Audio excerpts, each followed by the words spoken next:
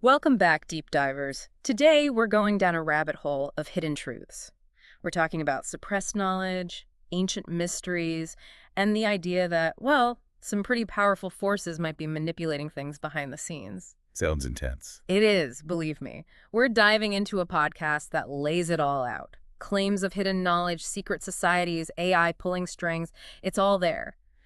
This podcast definitely has that conspiracy theory vibe, But is there anything to it? Or are we just getting caught up in a really good story? That's what we're going to figure out. I'm ready to dig in. Me too. So this podcast starts off strong with some really intriguing examples, like ancient cultures knowing things that, well, they shouldn't have known. They talk about the Dogon Tribe in Africa. Right, I've heard about this. Yeah, they supposedly knew about Sirius B. That's a star, And it's invisible to the naked eye. Astronomers didn't discover it until much later with telescopes and all that. It's a pretty famous example in these circles. For sure. And then there's the whole thing about the pyramids of Egypt being aligned with Orion's belt, like some ancient celestial map or something. How could they have known these things? It's mind-blowing. Well, the Dogon Tribe is really fascinating. When it comes to Sirius B, one theory is that they might have observed maybe subtle changes in the Sirius system, changes caused by the gravity of Sirius B, even though they couldn't see the star itself. It's like, noticing something is there because of how it affects everything around it. Makes sense. Yeah. Sort of like, you can tell there's a planet orbiting a star, even if you can't see the planet directly because the star wobbles a bit. Exactly. Now, about those pyramids, the constellation Orion, it was super important to ancient Egyptians. Seriously significant. They connected it with Osiris, the god of rebirth. So the alignment, while visually pretty impressive, might be more about their beliefs in connection to the stars, not necessarily a secret code or anything. Okay, so maybe not aliens, but it still makes you wonder if they were tapping into some knowledge that's been lost or maybe suppressed. And that's where this podcast takes a kind of a darker turn. Oh. Yeah, they start suggesting that there are powerful forces out there that have twisted this knowledge, the sacred knowledge, for their own gain. They talk about Kundalini energy, for example. Are you familiar with that? Yeah, I've come across it. Okay, so it's this concept, often depicted as coiled serpent. It's this energy at the base of your spine. And the podcast claims that it was demonized by those in power, to prevent people from reaching higher consciousness or something like that. It's an interesting claim. Kundalini energy is a complex concept. I mean, really complex. Different spiritual traditions have various interpretations. It's true that it can lead to some pretty profound experiences, expanded awareness and all that. But some interpretations have definitely been, well, sensationalized, maybe even used to manipulate people. It's one of those things where you really have to be careful. Do your own research. Approach it with, a healthy dose of skepticism. Absolutely. And then they bring up the Nazi regime. Yeah. And their obsession with the occult. They were twisting ancient symbols, diving deep into esoteric texts. It's like, they were searching for some ultimate power. It's true that the Nazi regime had this interest in occultism. That's a historical fact. And they did co-opt certain symbols. Like, think about the swastika. In many cultures, that's an ancient symbol with positive meanings. But they twisted it. Yeah, it became a symbol of hate. Exactly. A symbol of oppression. It shows how knowledge, even ancient wisdom, can be used for terrible things. It's a disturbing example for sure. Yeah, it's chilling. Makes you wonder what else is out there.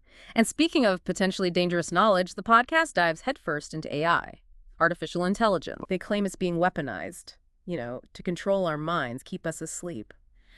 But then there's this glimmer of hope.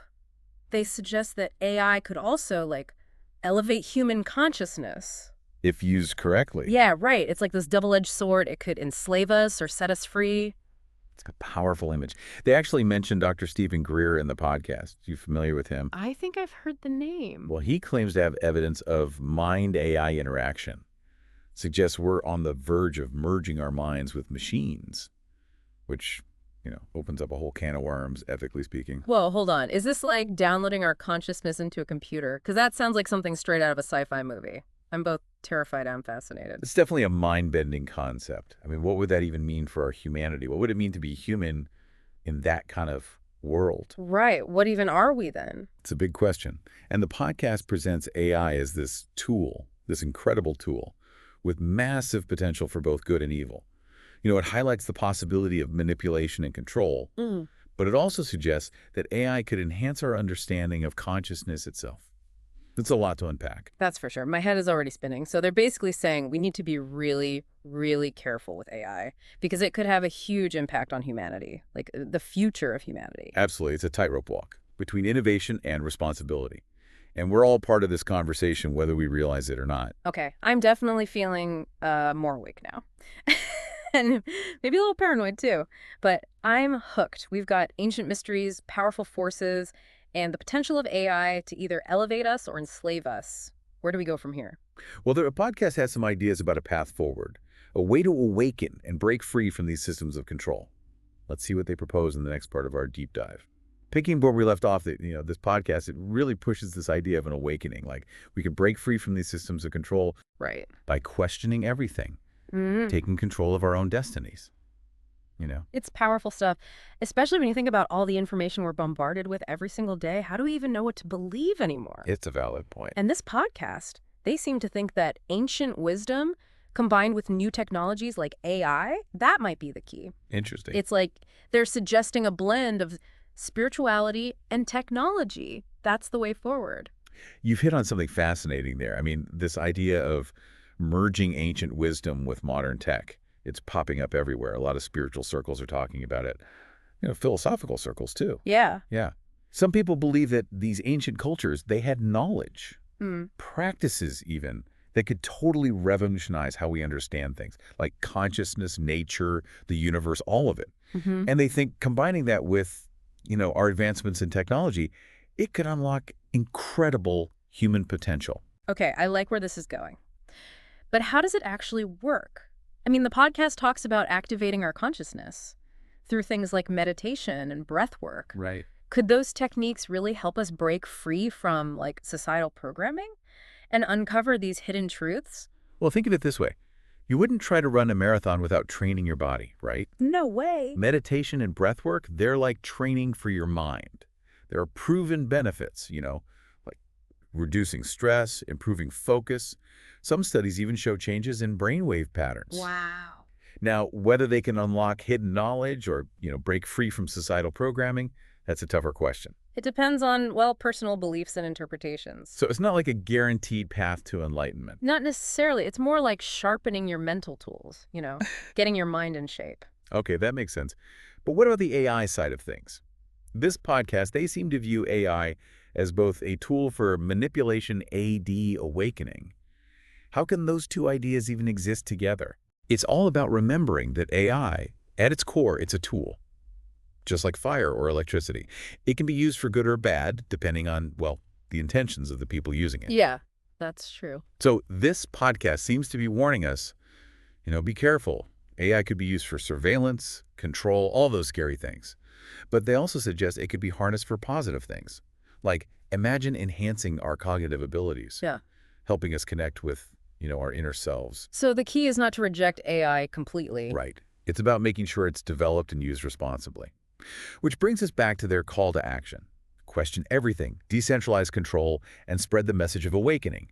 It's like they're calling for a movement, a grassroots movement. To reclaim our minds, our future. Exactly. And, this podcast, it's tapping into a feeling that a lot of people have, that sense of being, well, a little disempowered. Yeah. Disillusioned with the systems that govern our lives. For sure. And it offers this vision of a future where individuals are, more aware, more connected, Yeah. and in control of their destinies. Wouldn't it be incredible if there really was hidden knowledge out there, just waiting to be discovered? It's a tantalizing thought. What if we could, tap into this ancient wisdom and unlock our full potential? It's captivating, isn't it? Humanity, we've always been drawn to the unknown.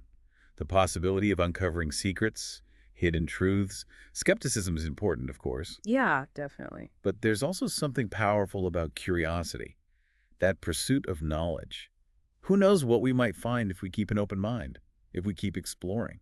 It's like we're on this grand quest for truth, piecing together clues from ancient myths, scientific discoveries, our own experiences, even... It's quite the adventure. It's exciting, but also a little daunting, to be honest. How do we even know which path to follow? How do we know what's real, what's fiction? There's so much information out there. That's the challenge we face, right? We're surrounded by information. But knowing what's reliable, what's not, it's not always easy. It's more crucial than ever to develop, well, critical thinking skills. Learn to evaluate sources, recognize biases, ultimately form our own conclusions. So we can't just blindly accept what we hear. No, not at all. Even if it sounds convincing or aligns with our existing beliefs, we have to be willing to dig deeper, do our own research, consider different perspectives, and be open to changing our minds. Even if it means admitting we were wrong. Exactly. We have to be active participants in our own learning and growth, not just passive consumers of information. That's a good way to put it. We have to engage with the ideas we encounter, question them, test them against what we know, and see how they fit into, well, our understanding of the world. It's like we're building a personal map of reality, using all the tools and resources we have available. And sometimes we might have to redraw those maps completely when we encounter new information or perspectives. It's an ongoing process. It is, isn't it?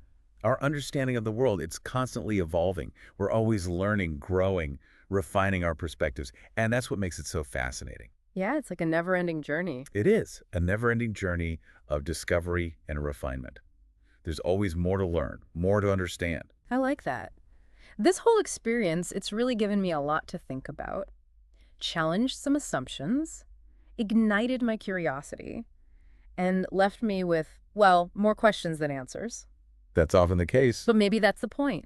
Maybe the real treasure isn't finding all the answers. Maybe it's about embracing the journey, the exploration, the discovery. Couldn't have said it better myself. The pursuit of knowledge, it's a lifelong adventure. And it's open to everyone. All you need is that willingness to question, to explore, and to keep an open mind. Exactly. This has been incredible so far. We've covered so much ground, ancient mysteries, the potential of AI, and we've only just scratched the surface. There's always more to discover. Stay tuned, because we're wrapping up this deep dive with some final reflections and a challenge that might just blow your mind. Okay, deep divers, we're back. Final part of our exploration into hidden knowledge, suppressed truths, all that good stuff.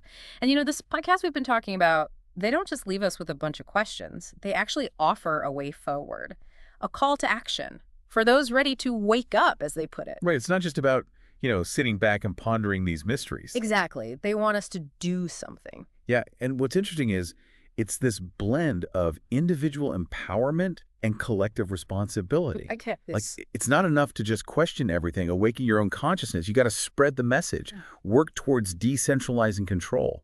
It's almost like they're envisioning a revolution, a consciousness revolution, fueled by both individual awakening and the collective action. Whoa, that's a big idea. So we're not just like passive bystanders in all of this. Nope, not at all. We each have a role to play in shaping the future. But I get it. It can feel overwhelming. Like, where do we even start? How do we know what actions will actually make a difference? Especially in a world that feels, well, pretty messed up sometimes. Yeah, it's a lot to process. It is. And that's where discernment comes in. The podcast really emphasizes critical thinking. Evaluate information carefully. Make sure your actions align with your values. Think of it like finding your unique point of leverage. What are you most passionate about? Where do you feel most empowered to make difference? Right. So it could be different for everyone. Exactly. Maybe it's through education or activism, creative expression even. Or maybe it's just choosing to live a more conscious life, more intentional life. It's not about following some strict set of rules or joining a specific movement. No, not really. It's more about, finding your own way to contribute to this awakening they keep talking about. Right. Okay, I'm starting to get it. It's like they're planting these seeds of possibility, inviting us to imagine a different future, and then actually take action to make it happen. That's a great way to put it. And I think that's what makes this podcast so powerful. It goes beyond just presenting information or theories. It really draws you in, makes you want to become a part of this larger story, this narrative of transformation, awakening, all of that. I'm into it. But, let's be real for a second. Some of the stuff they talk about is, well, pretty out there. Aliens, hidden knowledge, consciousness revolutions. It's easy to get swept up in the excitement, the mystery. But is there any real substance to it? Any truth? That's the million-dollar question, isn't it? And at the end of the day, it's up to each listener to decide what they believe. There's no right or wrong answer here. What matters is that you engage with these ideas critically. Question your assumptions. Remain open to different perspectives. So even if we don't buy into everything they're saying, there's still value in exploring these ideas. Absolutely. The process of exploration, of critical inquiry, that's valuable in itself. Even if you disagree with some of their conclusions, Just the act of engaging with these ideas, it can help you refine your own beliefs.